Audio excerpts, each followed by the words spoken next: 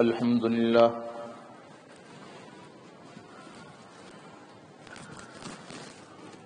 لله وحده والصلاة والسلام على من لا نبي بعده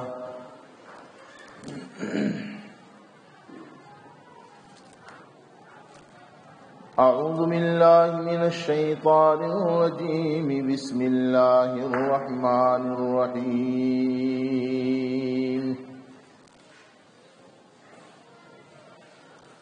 قد أفلح المؤمنون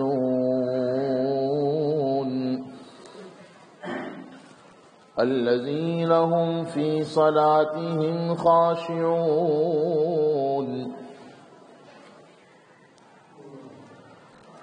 والذين هم عن اللغو معرضون والذين هم للزكاة فاعلون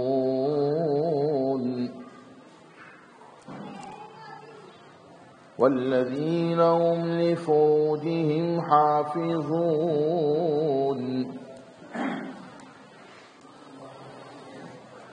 إلا على أزواجهم أو ما ملكت أيمانهم فإنهم غير ملومين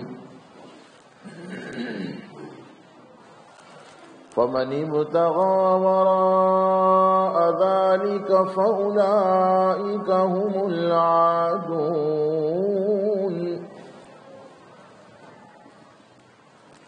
والذين هم لأماناتهم وعهدهم راعون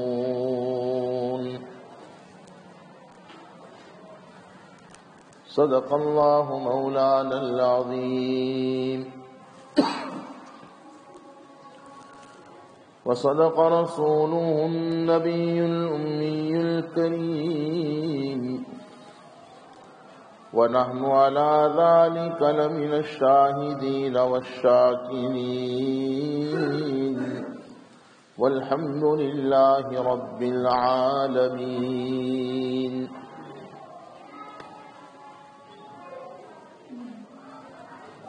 اللہ رب العزت نے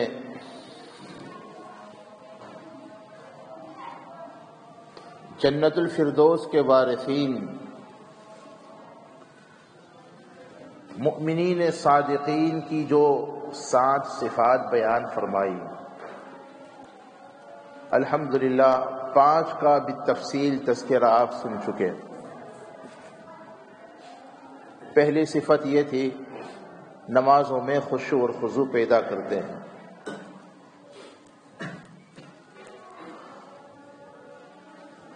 دوسری صفت یہ تھی لغویات سے اعراض کرتے ہیں۔ تیسری صفت زکوٰۃ اور تزکیے کا اہتمام کرتے ہیں۔ چوتھی صفت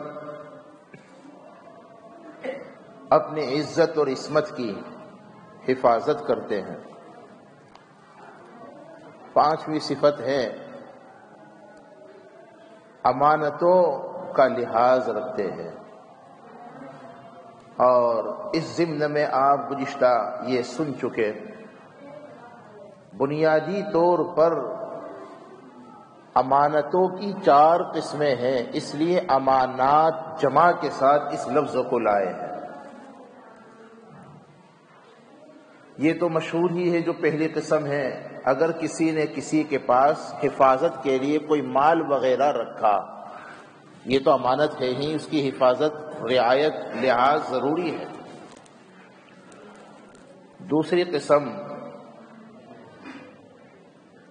راز کی باتیں بھی امانت ہے۔ امانت ہی کی تیسری قسم ہے کسی خاص مجلس کی باتیں، خاص مجلس کی باتیں بھی امانت ہے۔ اور ہم نے عرض کیا تھا چوتھی قسم ہے امانت کی اللہ کی ہر نعمت ہمارے پاس امانت ہے۔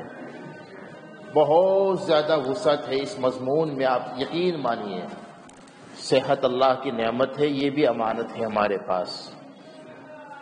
کوئی ایسا کام ہم نہ کریں جو صحت کو نقصان دے، ایسی کوئی چیز نہ کھائیں، ایسی کوئی چیز نہ پیئیں، ایسا کوئی عمل نہ کریں، ایسا نہ جاگے جس سے صحت پر اثر ہو، ایسا کوئی کام، ایسی کوئی ورزش، ایسا کوئی کھیل نہیں کھیل سکتے جس سے صحت متاثر ہو۔ شریعت میں یہ ایک مستقل موضوع ہے، لیکن جب بات آئی میں ذرا سا اشارہ کر کے آگے بڑھنا چاہتا ہوں۔ ایسے کھیلوں کی اجازت ہے جو جسمانی اعتبار سے یا ذہنی اعتبار سے ورزش کا سبب ہو، سمجھے نا؟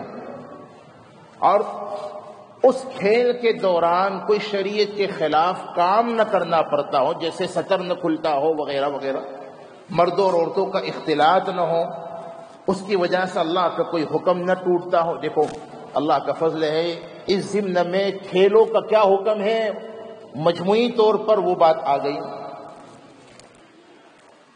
سمجھے نا؟ جن کھیلوں میں ان باتوں کی رعایت کی جائے شرعاً اس کی اجازت ہے، اور جن میں ان باتوں کی رعایت نہ ہو، من جملہ ان کے ایک یہ بھی ہیں، ایسا کھیل جس سے آپ کو نقصان ہو سکتا ہے، جسمانی اعتبار سے صحت متاثر ہو سکتی ہے، اس سے بچنا پڑے گا۔ صحت بھی اللہ کی نعمت ہے، زندگی بھی اللہ کی نعمت ہے، آنکھیں اللہ کی نعمت ہے، گزشتہ کہا تھا، زبان اللہ کی نعمت ہے، اور پھر اسی طرح اولاد اللہ کی نعمت ہے، ماں باپ اللہ کی نعمت ہے، بیوی اللہ کی نعمت ہے، بیویوں کے پاس شوہر اللہ کی نعمت ہے، وغیرہ وغیرہ۔ ظاہری نعمتیں بھی بہت زیادہ ہیں اور باطنی ایمانی نعمتیں بھی بہت زیادہ۔ وَأَسْبَغَ عَلَيْكُمْ نِعَمَهُ ظَاهِرَةً وَبَاطِنًا، قرآن کہتا ہے۔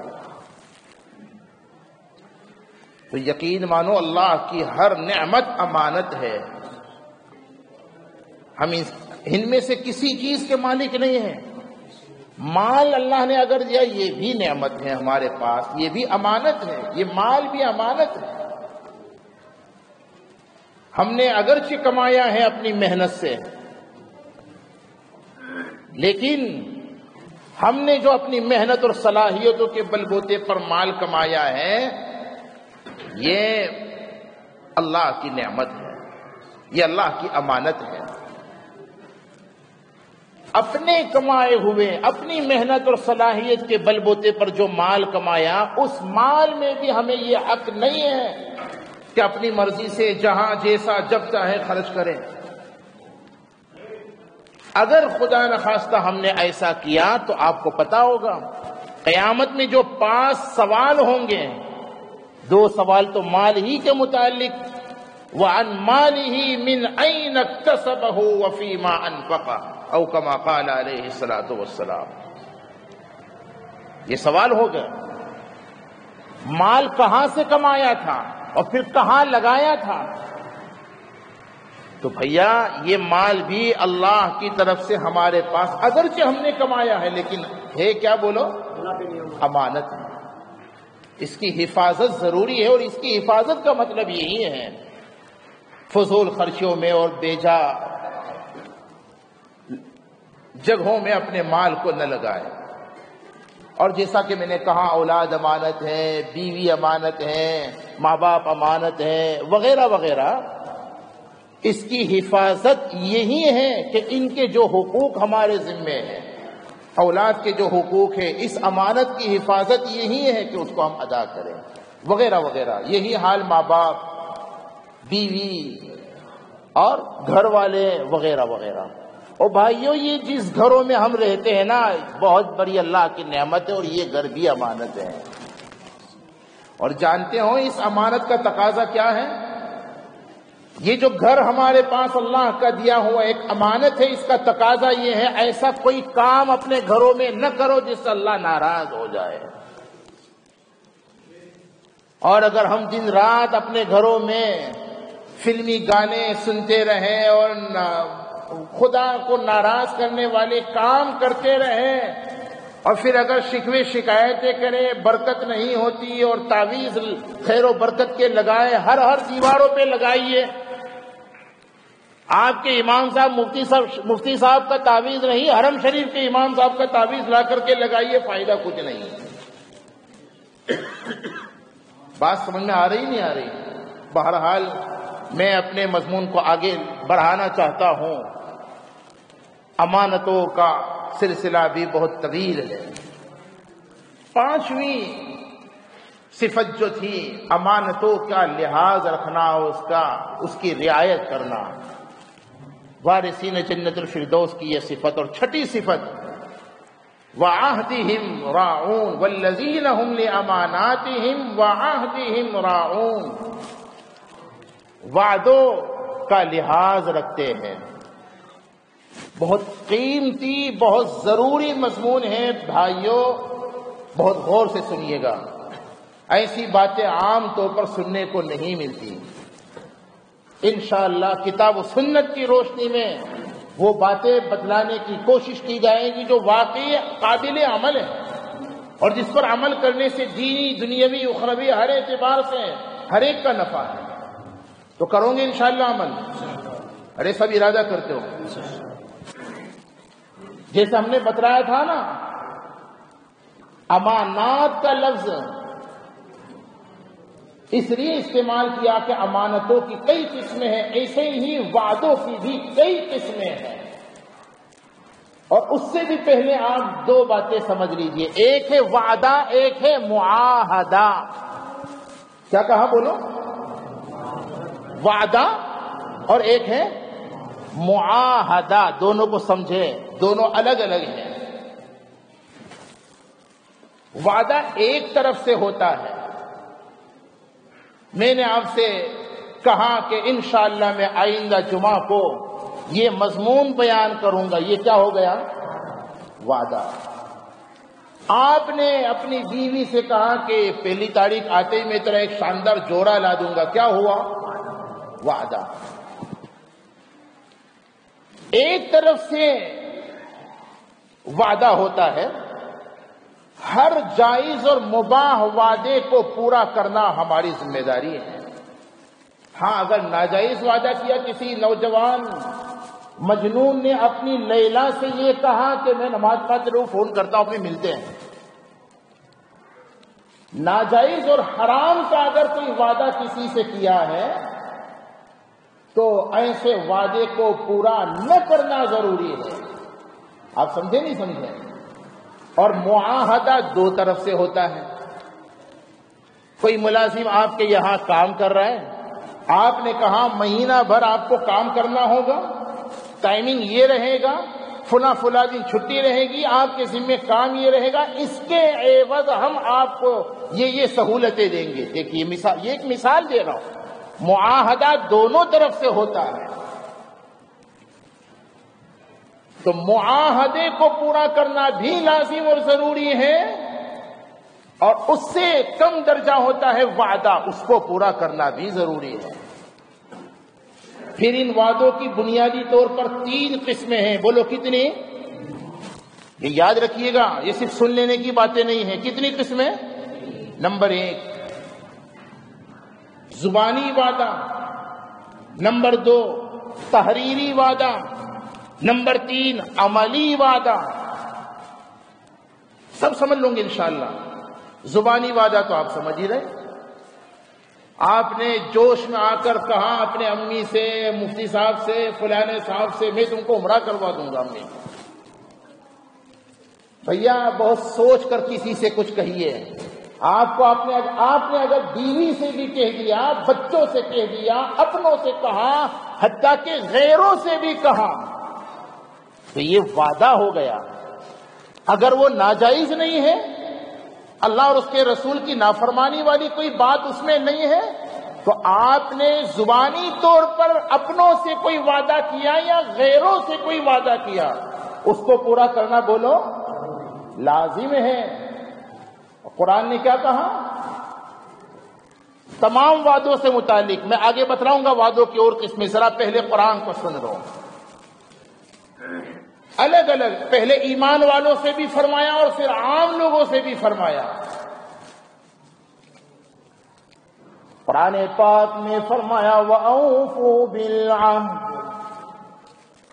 إِنَّ الْعَهْدَ كَانَ مَسْئُولًا۔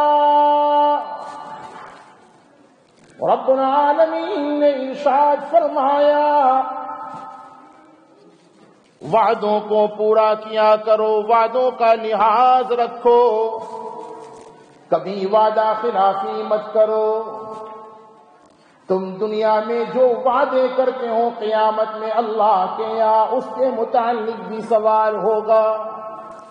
ان العہد کان مسئولا، ہم تو وعدوں کو بھول جاتے ہیں نا، پتہ نہیں جب فون میں آتے ہیں نا، جب ذرا خوش ہو جاتے ہیں پتہ نہیں کس کس سے کیا کیا وعدے کر جاتے ہیں۔ او بھیا ہم تو بھول سکتے ہیں لیکن اللہ نہیں بھولیں گے۔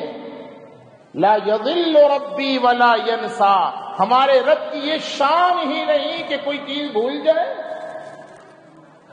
ہر وعدے کے متعلق قیامت میں پوچھا جائے گا، تم نے فلاں سے فلاں تاریخ کو فلاں سال میں فلاں جگہ میں یہ وعدہ کیا تھا، اس کو پورا کیوں نہیں کیا؟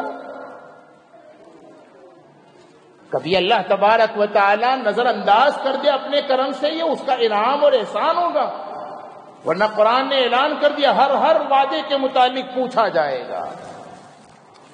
اور اہل ایمان کو خاص طور پر خطاب کیا یا ایھا الذین آمنوا اوفوا بالعہد اوفوا بالعقود، اے ایمان والو اپنے وعدوں کو پورا کرو۔ اب وہ وعدہ زبانی طور پر آپ نے کیا ہے تو بھی پورا کرو، وہ وعدہ تحریری طور پر لکھ کر کے دیا، میسج یا اور خط کے ذریعے لکھ کر کے دیا، یہ تحریری وعدہ، یہ دوسری قسم ہے وعدہ کی۔ اور عملی وعدہ، اس کی بھی کئی مثالیں ہیں، میں آپ کو سمجھانے کے طور پر 2 مثالیں دیتا ہوں۔ جس ملک میں ہم رہتے ہیں نا،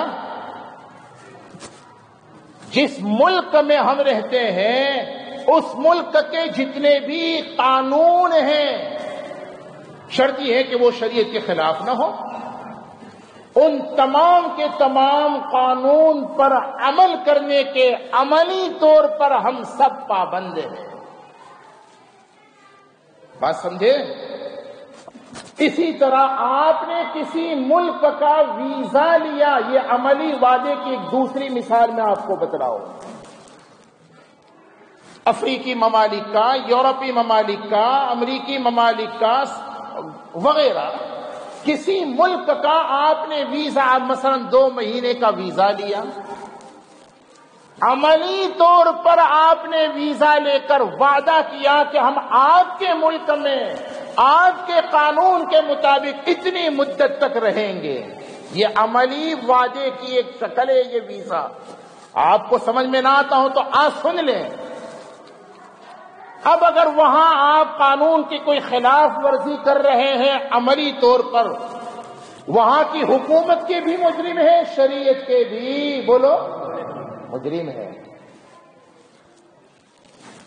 ویزا کی جو مدت ہے آپ بڑھا سکتے ہیں وہاں کے قانون کے دائرے میں رہ کر، مدت سے زیادہ آپ اگر رہ رہے ہیں عملی طور پر آپ وعدہ خلافی کے مرتکب ہوئے۔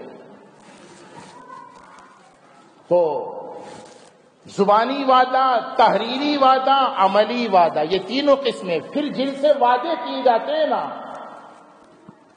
اس کی بھی کئی قسمیں ہیں۔ سب سے پہلے وہ وعدہ ہیں جو بندوں نے اپنے مولا سے کیا ہے۔ پتہ ہے ہمیں؟ نہیں معلوم نا؟ ان لوگوں فرسٹ مین سے لے کر لاسٹ مین تک دنیا کے جتنے بھی انسان ہیں، آج تک جتنے انسان گزر چکے، اس وقت موجود ہیں، اور آئندہ قیامت کا آخری انسان جتنے بھی لوگ آئیں گے، تمام کے تمام انسانوں نے دنیا میں آنے سے پہلے اپنے رب سے اس کی ربوبیت کا وعدہ کیا تھا۔ پتہ ہے آپ کو؟ ہم سب عالم ارواح میں اللہ سے وعدہ کر کے آئے تھے، اللہ دنیا میں جانے کے بعد آپ ہی کو رب مانیں گے، آپ ہی کو معبود مانیں گے، آپ ہی کو مسجود مانیں گے، آپ ہی کو حاجت روا اور مشکل کشا مانیں گے، آپ کے علاوہ ہم کسی کو اپنا رب نہیں مانیں گے۔ آج آپ پہلی مرتبہ سن رہے ہیں مفتی صاحب کہہ رہے تو برابر ہی ہوگی بات۔ قرآن کو پڑھتے نہیں نا ہم، اے کاش قرآن کو ہم ایسے پڑھنے والے بن جائیں جیسے پڑھنا چاہیے۔ آمین کہو۔ ارے کمزور کیوں آمین کہتے ہو بھائی، ذرا مضبوط ایمان سے کہو نا۔ قرآن کو پڑھیے، سمجھنے کی کوشش کیجیے۔ قرآن میں اس وعدے کا تذکرہ موجود ہے، مشکات کی روایتوں میں وہ جگہ موجود۔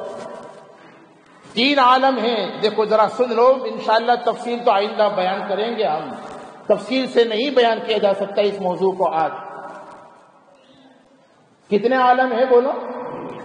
نمبر 1 عالم ارواح، نمبر 2 عالم دنیا، نمبر 3 عالم برزخ۔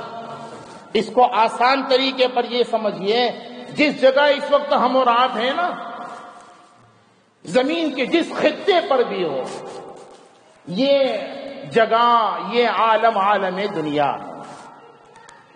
اس سے پہلے ہم جہاں سے آئے ہیں اس عالم کا نام ہے عالم ارواح۔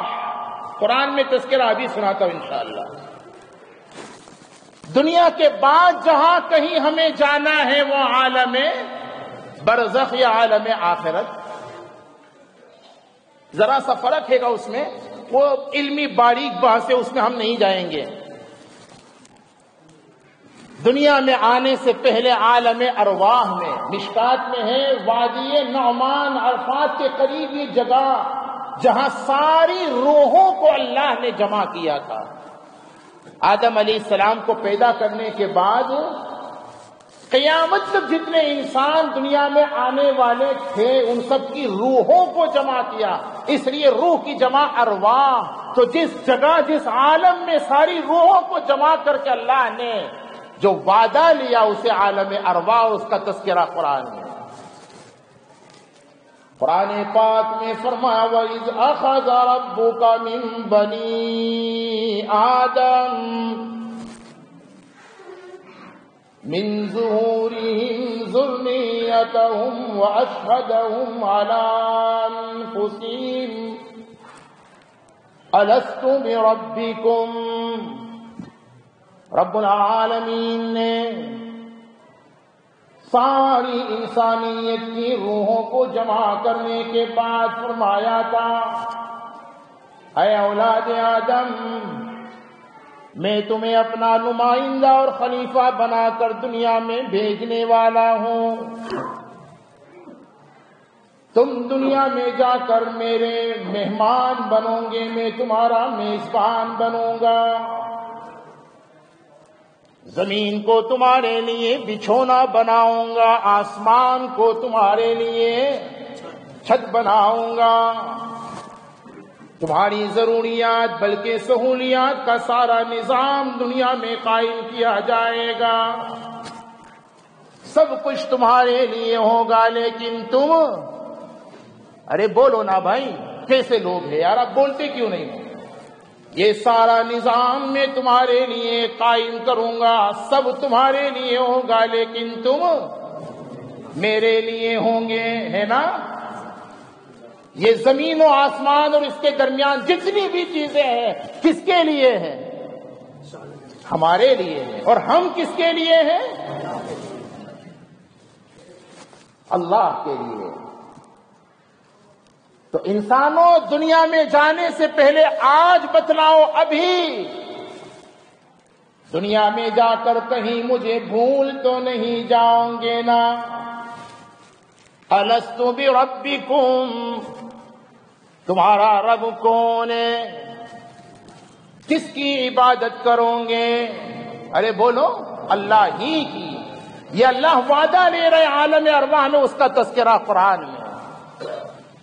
کس کو اپنا حقیقی معبود اور مسجود مانو گے؟ اللہ ہی کو۔ جب اللہ نے فرمایا تھا نا وعدہ لیتے ہوئے الست بربکم، میں تمہارا رب نہیں ہوں، مجھے اپنا رب نہیں مانو گے، تو قرآن کیا کہتا ہے؟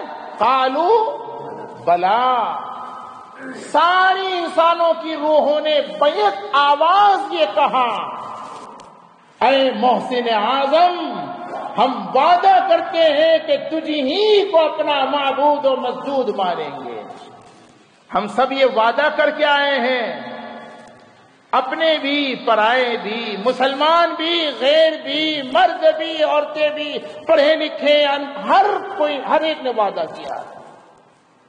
اور لوگوں از آدم تا رحمت عالم صلی اللہ علیہ وسلم جتنے بھی انبیاء اور رسول دنیا میں اللہ نے بھیجے ہیں، ان تمام انبیاء اور رسول کو اللہ نے اسی وعدے کو اسی وعدے کی یاد دہانی کے لیے بھیجا تھا۔ تمام نے آ کر کے وہ وعدہ یاد دلایا تھا کہ تمہارا رب اللہ ہے، تم وعدہ کر کے آئے ہو۔ نہیں سمجھیں؟ اللہ سے کیے ہوئے وعدے کی یہ پہلی قسم ہے۔ دوسری قسم انشاءاللہ آئندہ جمعہ کو۔ دوسری قسم ہم اللہ سے وعدہ بھول گئے نا، اللہ کو، اللہ سے کیے ہوئے وعدے کو بھول گئے۔ اللہ قرآن کے ذریعے یاد دلا رہا ہے، نبیوں کے ذریعے اللہ نے یاد دلایا ہے، یہ بھی اس کا احسان ہے۔ اس کی ذمہ داری نہیں تھی کہ ہمیں کیے ہوئے اس وعدے کو یاد دلاتا، یہ اس کا احسان ہے کہ اس نے نبیوں کے ذریعے اپنی کتابوں کے ذریعے اس وعدے کو یاد دلایا، اور پھر بھی ہم اس سے غافل رہے تو ہم سے بڑا مجرم اور خطا کار کون ہو سکتا ہے؟ بھائیو، وعدے کا بیان تو انشاءاللہ ہم آئندہ کریں گے، بہت قیمتی مضمون ہے یہ، لیکن یاد رکھو سب سے پہلے اللہ سے کیے ہوئے وعدے کو بھی ہمیں پورا کرنا ہے۔ انشاءاللہ العزیز آئندہ تفصیلات میں ہم عرض کریں گے دوسری باتیں۔ اللہ تعالیٰ جو کچھ کہا سنا ان باتوں پر اخلاص کے ساتھ عمل کی توفیق عطا فرمائے، آمین۔ وآخر دعوانا الحمدللہ۔